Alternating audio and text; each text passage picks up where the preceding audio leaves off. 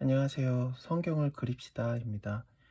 나무 좋아하세요? 저는 나무 되게 좋아하는데 이 나무를 생각할 때 성경에 일단은 그 선악과 나무도 생각이 나고, 그리고 또 생명나무도 생각이 나죠. 일단은 그 나무가 어떤 모습일지는 잘 몰라요.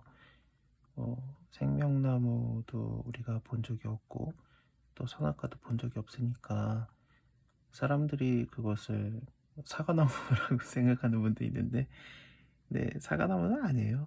사과나무는 우리가 맛있게 먹으라고 있는 것이고, 선악과랑 그 생명나무는 에덴 동산에 있었던 나무거든요. 그거는 거기밖에 없었고, 이제 아담과 하와가 이제는 거기에서 나왔기 때문에 사람이 다시 그 에덴 동산에 들어가지 않으니까 그게 어떻게 생겼는지는 알 수 없을 것 같아요. 이렇게 빛이 비춰지는 데는 조그맣게 점으로 되어 있고, 그리고 또 빛이 안 비칠 만한 곳에는 이렇게 두껍게 이렇게 큰 동그라미로 그리는 거. 이거 그 유튜브에서 제가 우연하게 봤거든요. 나무 그리는 법 해가지고. 근데 이거 너무 멋있는 거예요. 그래서 이걸로 몇 번 연습을 해봤었는데, 여기까지는 좀 되는 것 같은데, 그 뭐라 그래야 되지? 이 가지 그리는 게 제가 잘 안 되더라고요. 한번 노력을 해볼게요. 이렇게 하든, 좀 어때요?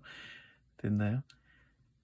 이쪽에는 좀 약간 그림자도 비치면 좋겠고, 나무 밑에는 당연히 이파리들이 떨어져서 이렇게 풀들이 자랐을 거니까.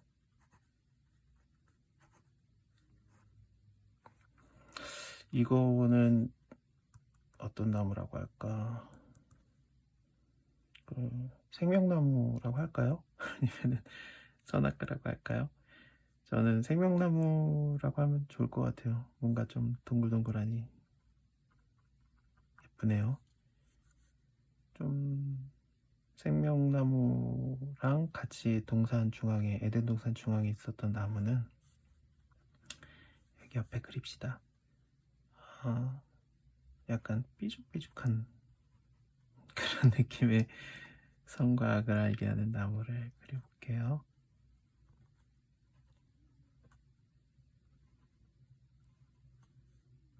음, 크기는 좀 비슷했으면 좋겠어요.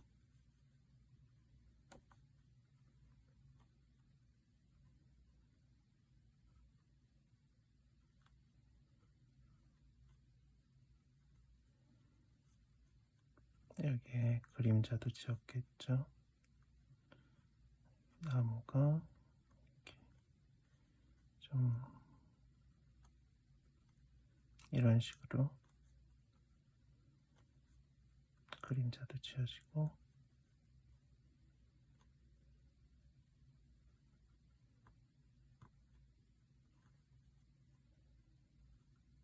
어떤가요? 이거는 마음에 별로 안 드네요. 그래도 좀 약간 검은 모습으로 그려서 이게 선악과도 옆에 있는 것 같이 하고,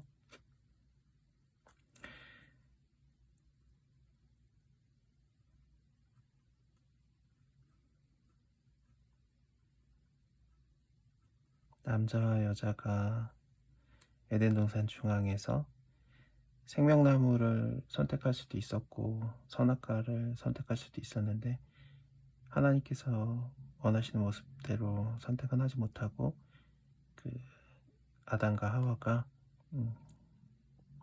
결국에는 하지 말라고 했던 선악과를 먹게 되죠. 생명나무는 아예 건들지도 않았어요. 그래서 이것도 먹을까봐 하나님께서 에덴 동산에서 나가게 하셨는데,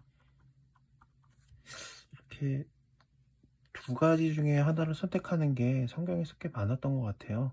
일단은 시작부터가 이렇고, 그리고 또 모세 때도 그렇고, 또 여호수아 때도 그렇고, 그때는 아예 산이었거든요.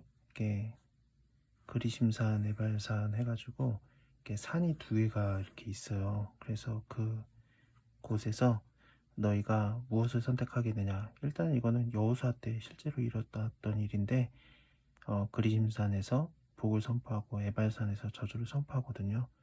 그래서 그곳에서 우리는 하나님을 선택하겠다. 너희는 우상을 섬기든지 그래서 죽든지 말든지 나와 내 가족들은 하나님을 선택하겠다. 그러니까 이스라엘 사람들도 전부 다 우리도 하나님 선택할게요 그랬었어요. 그래가지고 많은 사람들이 같이 여기 있을 때 그때 여호수아가 나와 내 그 사람들은 내 가족들은 여호와를 선택하겠다. 너네는 누구를 선택하든지 상관없다. 그렇게 했을 때 다들 하나님을 선택한다고 그랬거든요. 그렇습니다. 이렇게 둘 중에 하나를 선택하는 경우가 많아요. 그러니까 생명을 선택할래? 아니면은 죄라든지 뭐 죽음 이런 걸 선택할래? 이렇게 얘기하시는 경우가 많았는데 일단 다시 나무로 넘어와서 이 산이 그림사 에발산이 나무가 많지 않아요. 그리고 이 가운데 지역이라고 해야 되나? 이 골짜기 지역이 되는 곳이 세겜이라는 곳이거든요. 눈에 많이 익은 이름이죠. 이거 야곱이 그 세겜에 있었어요. 거기에서 있었고 또 예수님께서도 사마리아 여인을 만났던 곳이 이 근처이기도 하고 그렇습니다. 요셉의 우물이 있는 곳이기도 요셉의 무덤이 있는 곳이죠. 야곱의 우물이 있는 곳이기도 하고 그래요. 또 생각해 볼 만한 게 예수님께서 요한복음에서 자기 스스로를 나는 나무다라고 하셨거든요. 땅을 하고 Y자로 올라가는 거죠. 나무의 가지들을 좀 그리려고 하거든요.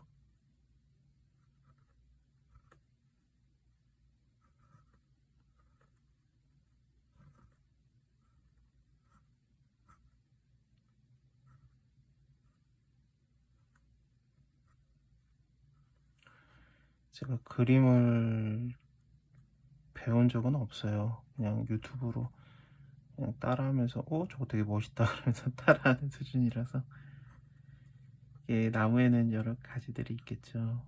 그래서 이렇게 하늘로 뻗어 올라가는데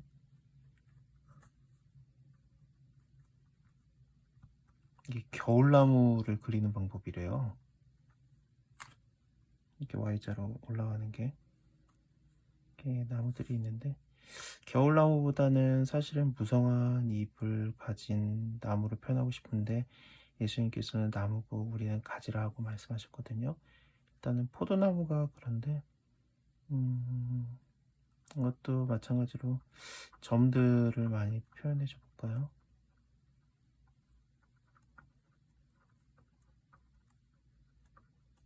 어때요? 좀 더 나은가요?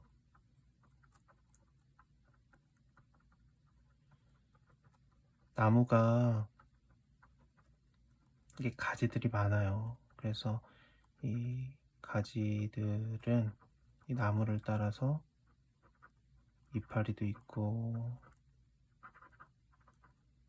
또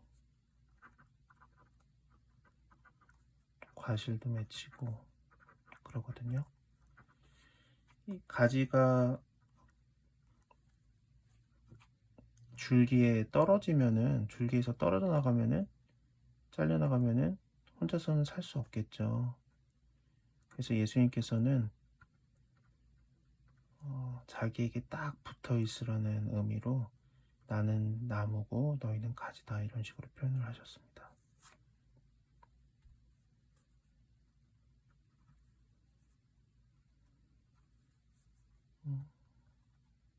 좀 더 낫네요. 그쵸?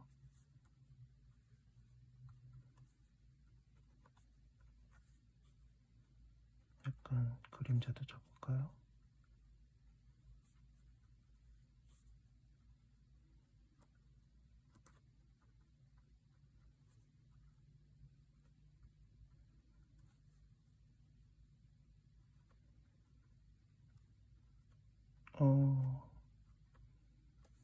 좀 동그란 모양이 되는 것보다는 나무들을 보니까 그렇지는 않더라고요. 음, 됐다. 이 나무의 줄기에, 기둥이라고 봐야 되는 줄기에 이렇게 가지들이 붙어 있으면은 많은 열매를 맺죠. 네, 이렇게 예수님에게 붙어 있는 믿음의 사람들을 얘기할 수도 있겠지만, 맞아요, 그거예요. 근데 이 나무 자체가 또 우리를 말하기도 해요. 어떻게 보냐면은, 이게 여기 옆에 나무가 잘 자라려면은 시냇가가 흐르면은 좋겠죠.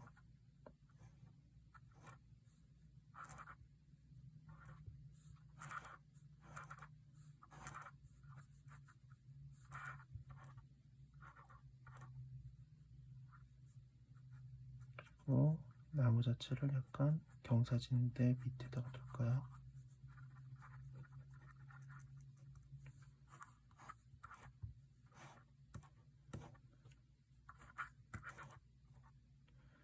그러면은 이 물 근처에 있으니까, 그러면은 물하고 좀 반사되는 나무가 이렇게 보이겠죠?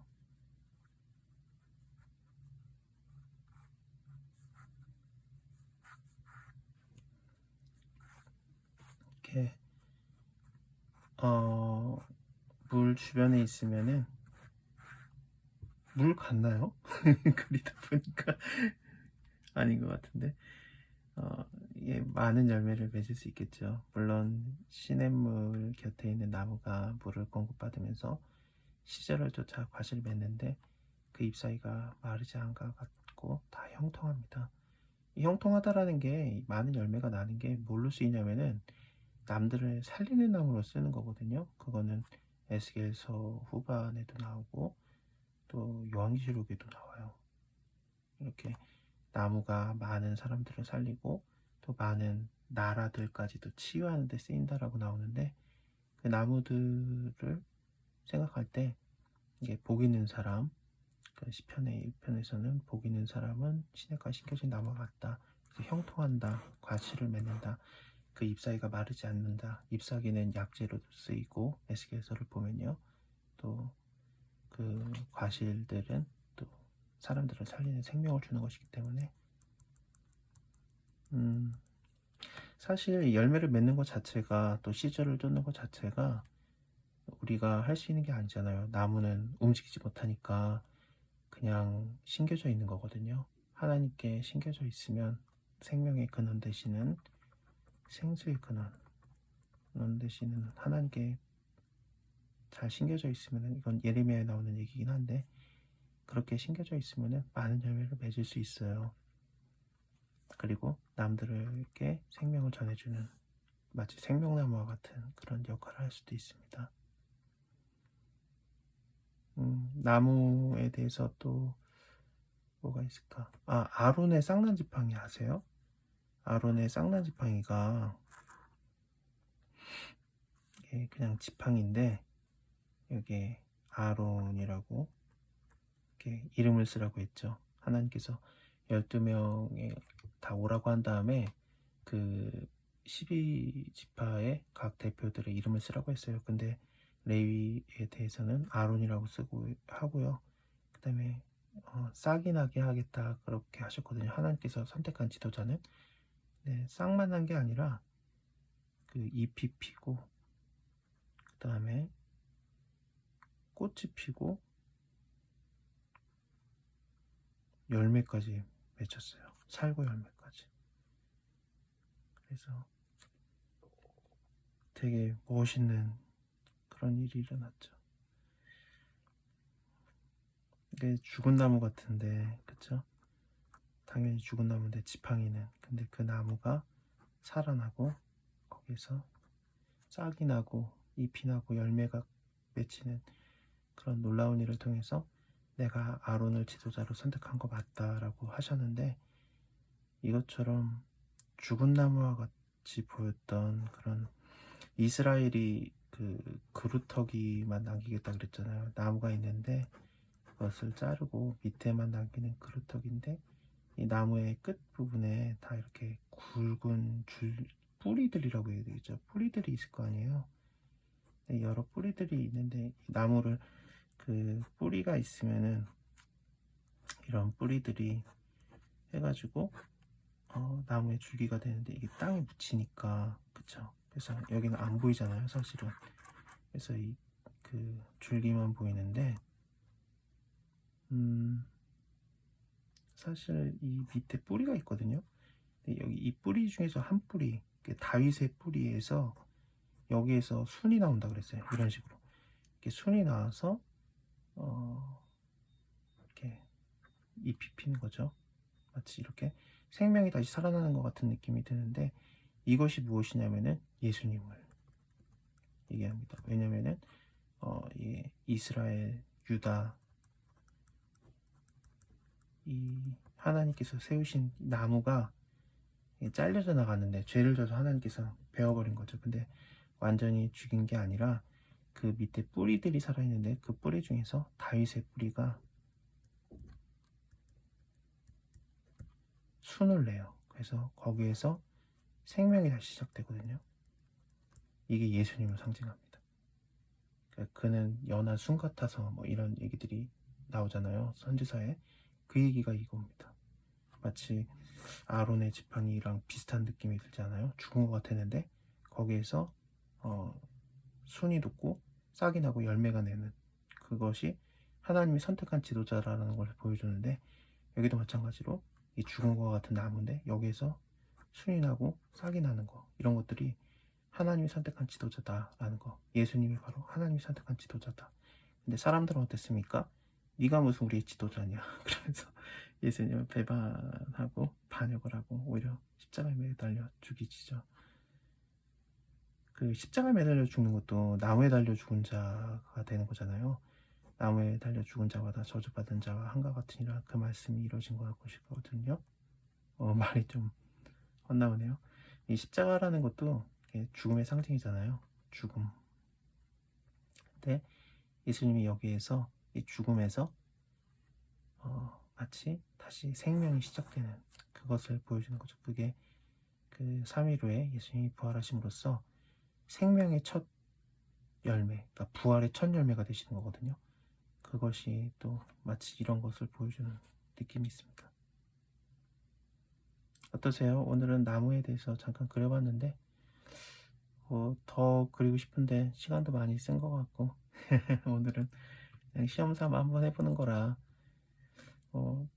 재밌으면은 더 하고요. 새도 한번 해보고 싶고 옷에 대한 것도 돌멩이도 해보고 싶고 꽃도 해보고 싶고 여러 개 하고 싶은 게 있네요. 자, 오늘 성경을 그립시다는 여기까지 하고요. 다음에 뵐게요. 감사합니다.